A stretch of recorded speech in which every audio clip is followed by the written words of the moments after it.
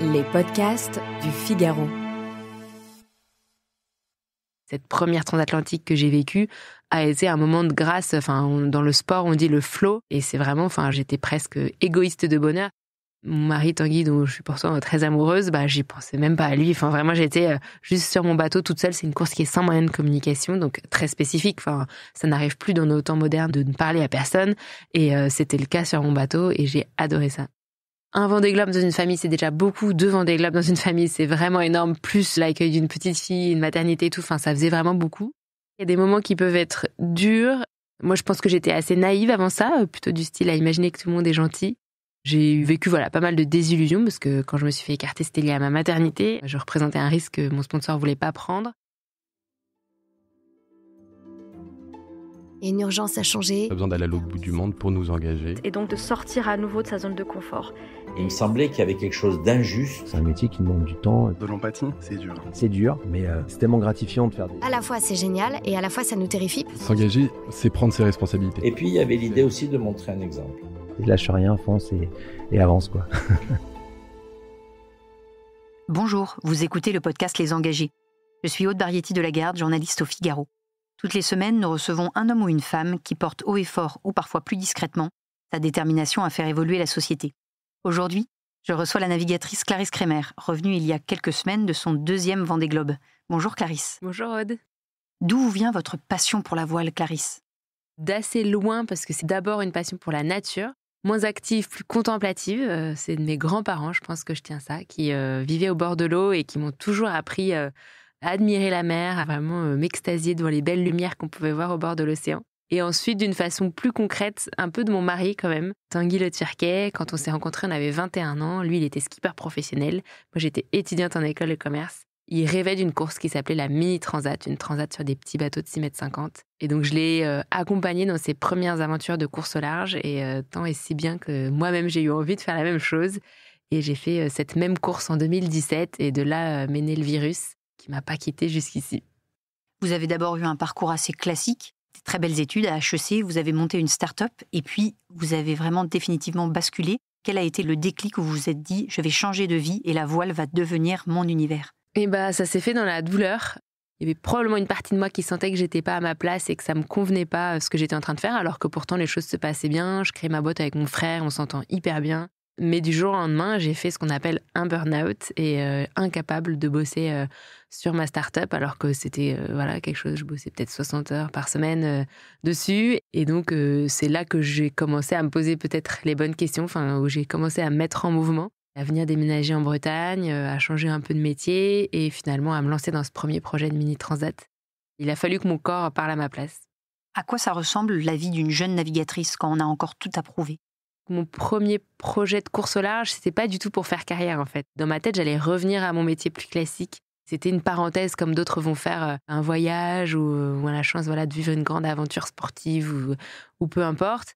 J'avais beaucoup de liberté. C'était avec juste la joie de la découverte, la curiosité. C'est des projets qui, malgré tout, prennent du temps. Pendant 2 ans, même si je travaillais encore un peu à côté pour gagner ma croûte, parce que j'étais pas professionnelle, en fait, j'apprenais à tous les niveaux. Donc, mes débuts dans la course au large, c'était de façon hyper libérée. Et c'était une découverte de moi-même, une découverte de ce sport. C'était probablement que je l'idéalise un petit peu maintenant avec le recul, mais j'allais de réjouissance en réjouissance. Et cette première transatlantique que j'ai vécue a été un moment de grâce. Dans le sport, on dit le flow. Et c'est vraiment, j'étais presque égoïste de bonheur. Mon mari Tanguy, dont je suis pourtant très amoureuse, j'y pensais même pas à lui. Vraiment, j'étais juste sur mon bateau toute seule. C'est une course qui est sans moyen de communication, donc très spécifique. Ça n'arrive plus dans nos temps modernes de ne parler à personne. Et c'était le cas sur mon bateau et j'ai adoré ça. Et vous êtes arrivée 2e ? Arrivée 2e, oui. Et ensuite, comment est-ce que tout s'est enchaîné ? C'est là que vous avez été repérée ? Il s'en est suivi une période un peu charnière où justement, comme j'avais dit avant que j'allais retourner à un métier plus classique, il a fallu assumer l'idée qu'en fait j'avais peut-être envie de continuer. À l'époque, j'étais encore une fois pas professionnelle dans le sens où ça me permettait pas de gagner ma vie. Et donc il y a eu une année un peu charnière avec beaucoup de navigation, plein de questionnements, du boulot à côté pour gagner ma vie. Et puis finalement, j'ai eu un sponsor qui est venu me proposer, chose inouïe dans le monde de la voile, fin 2018, de venir faire le Vendée Globe 2020, donc l'Everest. Moi j'étais encore un petit pousset. J'avais décidé déjà de poursuivre et d'essayer de devenir professionnelle. J'avais un autre sponsor qui m'avait fait confiance pour des courses de moindre ampleur.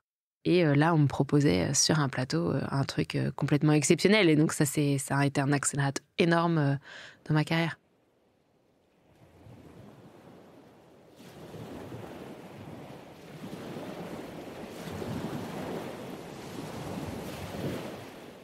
Ce premier Vendée Globe, qu'est-ce que vous en retenez? Quel est le grand moment qui vous a marqué? Émotionnellement, ça a été très difficile, mais j'en retire avant tout des moments de joie hyper intenses qui étaient là quotidiennement, d'une espèce de symbiose avec la nature, avec mon élément. Et c'est très difficile à expliquer parce que j'en bavais, je me suis beaucoup plaint et en même temps, jamais je remettais en question là où j'étais. J'ai même pas envisagé, ça n'a même pas traversé l'esprit une demi-seconde d'abandonner. Et par contre, je me reprojetais déjà dans un futur Vendée Globe où je me disais, j'apprends tellement de choses, j'arrivais à mettre le doigt sur tout ce que j'allais pouvoir faire mieux la prochaine fois. Et donc, énormément de moments de joie, en fait. C'est surtout ça que je retiens. Après ce premier Vendée Globe, vous avez subi des épisodes plus difficiles. Vous avez été écarté par votre précédent sponsor et ensuite vous avez été accusé de tricherie. Maintenant que c'est derrière vous, tout ça, quel regard vous portez sur ces épisodes vraiment difficiles? Dans une carrière, il y a des moments qui peuvent être durs. Moi, je pense que j'étais assez naïve avant ça, plutôt du style à imaginer que tout le monde est gentil. J'ai vécu pas mal de désillusions parce que quand je me suis fait écarter, c'était lié à ma maternité. Je représentais un risque que mon sponsor ne voulait pas prendre. Et en même temps, finalement, ça a été une opportunité, notamment la rencontre avec le sponsor suivant, l'Occitane en Provence. En fait, ça fait du bien, c'est hyper réconfortant d'être avec des gens. En fait, moi, j'ai un besoin viscéral, presque maladif de transparence et d'authenticité qui me cause parfois des soucis parce que notre monde ne fonctionne pas tout le temps comme ça. Avec ce sponsor, avec l'Occitane, du coup, quand un château de cartes s'effondre, finalement, c'est faire table rase, ça permet aussi de reposer les choses avec son fonctionnement, ses valeurs. Et donc, ça a été ça. Donc, ce que j'en retiens, finalement, ça a été... Alors, c'était pas du tout rose, hein, donc c'est pas que tout ce qui nous tue pas nous rend plus fort. J'ai un peu de mal avec cette phrase-là. Mais malgré tout, ça a été des opportunités, des rencontres qui m'ont forgé aujourd'hui et qui m'ont fait grandir d'une façon très accélérée. C'est une des raisons pour lesquelles aujourd'hui, après mon deuxième Vendée Globe, j'ai besoin d'un temps de pause et de respiration parce que ces 4 années ont été extrêmement intenses avec parfois des déséquilibres de vie personnelle un peu forts parce que juste physiquement, il n'y a que 24 heures dans une journée et que quand il faut tout gérer de front, ça fait un peu too much. Avant de parler de cette renaissance avec l'Occitane, je voudrais vous parler de la naissance de votre fille, Mathilda. Oui. Votre mari n'était pas là. Est-ce que vous pouvez nous en parler un petit peu, nous dire ce que vous avez ressenti à ce moment-là? Est-ce que ça a changé votre vision de la voile, de votre carrière, de la vie de manière générale? C'est rigolo parce que mon mari n'était pas là alors qu'on était du style à dire « je comprends pas » parce que dans notre métier, forcément, il y a beaucoup d'hommes qui se retrouvent à être loin de leur femme au moment d'un accouchement ou dans des moments charnières.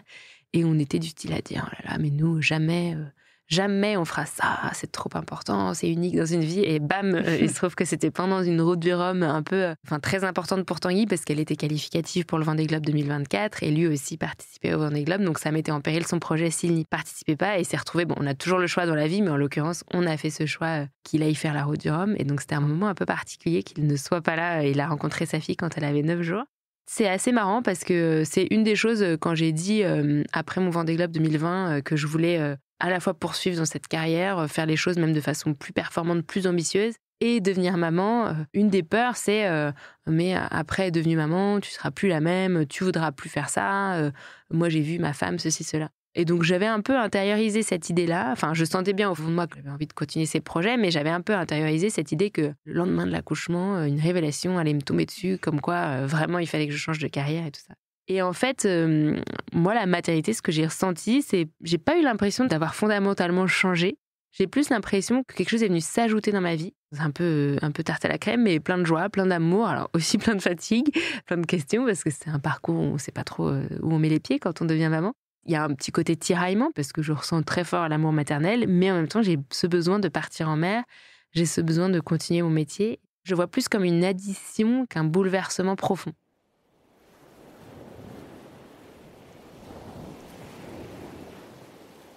Avec votre nouveau sponsor, donc l'Occitane en Provence, vous avez pu prendre le départ du Vendée Globe, que vous avez fini à la 11e position.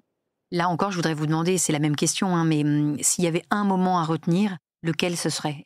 Alors, c'est pas un passage très théâtral, parce que j'ai beaucoup parlé justement du 1er janvier, où j'ai vu après le Cap Horn plein d'albatros, de dauphins, c'était absolument magnifique. Il y a des moments plus difficiles où j'étais contente de réussir à rebondir, à réparer. Il y a eu effectivement cette arrivée incroyable, parce que je suis pas arrivée au Sable d'Olonne, je suis arrivée à La Rochelle, ce qui est quand même inouï dans un Vendée Globe qui, par définition, est très très lié à cette ville des Sables d'Olonne. Je pense que le passage, pour moi, qui a été un tournant, ça a été quelques jours après le départ. C'est une petite période de 24-48 heures où je me suis dit, j'ai bien fait de m'être battue, quoi. En fait, je suis là, je suis à ma place, je suis heureuse, la mer est ma médecine. Et en fait, j'ai aucun regret. Et chaque journée en plus en mer, à partir de maintenant, je me rends compte que c'est juste un cadeau. Qu'il peut m'arriver n'importe quoi, même si j'abandonne demain, oui, ça sera dur, mais j'aurais tout gagné, quoi. C'est ça qui a déterminé mon Vendée Globe après, parce que même si c'était pas magique, il y a des moments qui ont été difficiles, j'ai eu des moments de doute, de fatigue, de désespoir. À partir de ça, s'en est découlé un sentiment de sérénité qui était très très différent de ce que j'ai vécu sur mon précédent tour du monde. À quoi ça ressemble la vie dans un Vendée Globe, sur un bateau, en solitaire, pendant 77 jours en l'occurrence? Alors là, c'est la question qui tue parce que c'est très difficile de décrire notre quotidien parce que par essence, il se passe des choses non prévues toute la journée. C'est ça qui est d'ailleurs difficile, c'est la gestion de l'incertitude. Le cerveau humain a besoin de rituels, a besoin de discipline. Le bateau aussi a besoin de discipline. Chaque manœuvre, c'est une liste de choses à faire et il ne faut pas en oublier une seule, sinon des gros bateaux avec beaucoup de charges dans chaque bout, dans chaque système, donc on peut vraiment tout casser. Et donc, on essaye de se tenir. Le corps a besoin de ça. 3 repas par jour, un certain nombre de calories. On fait beaucoup de stratégies. Donc, on télécharge des fichiers météo. On passe beaucoup de temps, ce qui n'est pas forcément intuitif derrière un ordinateur, pour réfléchir à nos trajectoires. On remet tout le temps en question ces trajectoires parce que le fichier météo n'est pas parfait, parce que finalement, on va adapter telle ou telle manœuvre. On passe du temps à écouter notre bateau, à aller le vérifier dès que les conditions le permettent. C'est des quotidiens extrêmement remplis. Une question qu'on me pose souvent dans les classes, souvent de primaire auxquelles je vais rendre visite, c'est « est-ce que tu t'ennuies ?» Et en fait, sur ces bateaux-là, l'ennui est une bonne nouvelle. Si on s'ennuie, c'est que tout va bien. Et c'est assez rare de s'ennuyer parce qu'en fait, si on a mangé, dormi, qu'on a pris soin de soi, pris soin de son bateau, qu'on a fait le bon temps pour déterminer une stratégie et tout, en fait, il y a presque 24 heures qui se sont écoulées déjà, quoi. Quel effet cela vous a fait de retrouver Mathilda à votre arrivée, justement, après 77 jours d'absence ? C'était un truc de dingue parce que depuis qu'elle est née, avant même qu'elle soit née, j'avais en tête ce projet de Vendée Globe 2024. Je me rends compte maintenant que toute notre vie partagée, j'avais cette espèce de lourdeur au fond du cœur de « ah, je vais la quitter pendant 2 mois et demi, quelle maman horrible je suis ». Enfin, il y avait une part de culpabilité quand même que je suis obligée d'admettre parce que c'est un métier passion, c'est un métier privilège. On va rien produire pour l'humanité de concret, on va pas sauver le monde, etc. Et donc, il y a que moi qui décide d'aller me mettre dans cette situation, a fortiori de la mettre elle aussi dans cette situation, d'être laissée en plus par ses 2 parents parce que mon mari Tanguy aussi partait sur Vendée Globe. Donc voilà, ça fait un terreau pour une certaine forme de culpabilité. Mais malgré tout, comme je le disais tout à l'heure, je me suis sentie vraiment bien en mer sur ce Vendée Globe, assez sereine. J'avais mis un peu de côté le manque, c'est-à-dire que oui, je pensais à Mathilda très régulièrement, très souvent. Oui, d'une certaine façon, elle me manquait un peu, mais quand je pensais à elle, c'était avant tout un sentiment de joie et d'amour, de gratitude de savoir qu'elle existait dans ma vie. J'avais une confiance infinie envers en particulier ma belle-sœur qui la gardait à la maison. Cette impatience de la retrouver n'est arrivée que dans les derniers jours en fait, du Vendée Globe, dès lors que je me suis projetée dans les retrouvailles. Avant ça, en fait, je pense qu'il y a une partie de moi qui s'interdisait de penser à ça, parce que sur un bateau, il faut être concentré sur l'instant présent. Et donc les retrouvailles, c'était trop beau pour elle, vrai, parce que je m'étais interdite en fait de me projeter là-dedans. Et là, c'était en train d'arriver. Et je réalise que ça y est, c'est possible, elle est là. Et en plus, elle avait beaucoup grandi à cet âge-là, elle a 2 ans. Forcément, ça évolue très vite. Et donc, c'était beaucoup d'étonnement, beaucoup de surprises mutuelles, je pense. Je me suis rendu compte de soulagement a posteriori. Et vous retrouvailles avec votre conjoint, justement, quelques jours plus tard. À quoi ça ressemble quand on retrouve son mari après 80, 87, 90 jours en mer ? On a une drôle de vie parce qu'en fait, ça fait 3 Vendée Globe dans notre famille au cumulé entre nous deux. Et on a beau chérir le côté exceptionnel de ces aventures, on ne peut pas s'empêcher de le faire basculer dans la normalité. Et Tanguy me l'a pas reproché parce que c'est pas le bon mot, mais c'est vrai que moi je revenais de 2 Vendée Globe et lui il arrivait d'un Vendée Globe et il y avait ce côté un peu il rentre du boulot quoi. Et j'étais hyper fière de lui, hyper heureuse pour lui qu'il arrive au bout de son rêve, mais on s'habitue tellement à ces aventures extraordinaires, même si ça reste des choses exceptionnelles dans une vie. Et j'étais juste contente de voir ma famille réunie. Il y avait ce côté soulagement, il y avait ce côté juste joie des retrouvailles, mais peut-être pas ce côté émerveillement qu'on peut avoir peut-être si on n'est pas nous-mêmes navigateurs et qu'on accueille son mari. Enfin voilà, il y a peut-être ce côté-là. Justement, comment est-ce qu'on fait coexister des vies de marins, de couples, de parents Et est-ce qu'il y a de la compétition entre vous deux ? Il y a de la compétition entre nous deux avec le sens de l'humour, c'est-à-dire qu'on en rigole beaucoup parce que ça fait rire les autres.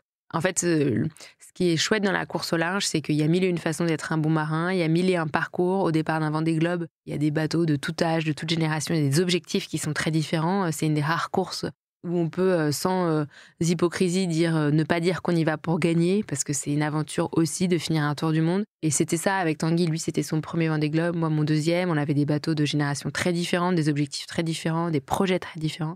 Et il y a 40 concurrents, et donc on n'est pas que tous les deux l'un contre l'autre, et surtout, sur un Vendée, pour que ça soit réussi, alors certes, on s'observe les uns les autres en termes de stratégie, mais en fait, il faut surtout se concentrer sur soi, et sur ce qu'on fait de bien et de pas bien, ne pas faire de bêtises, faire les bons choix météo. Ça passe pas par regarder les autres. Et donc, c'est ça qui est assez sain dans notre sport, c'est que oui, il y a des concurrents, mais il faut d'abord se concentrer sur ce qu'on fait soi.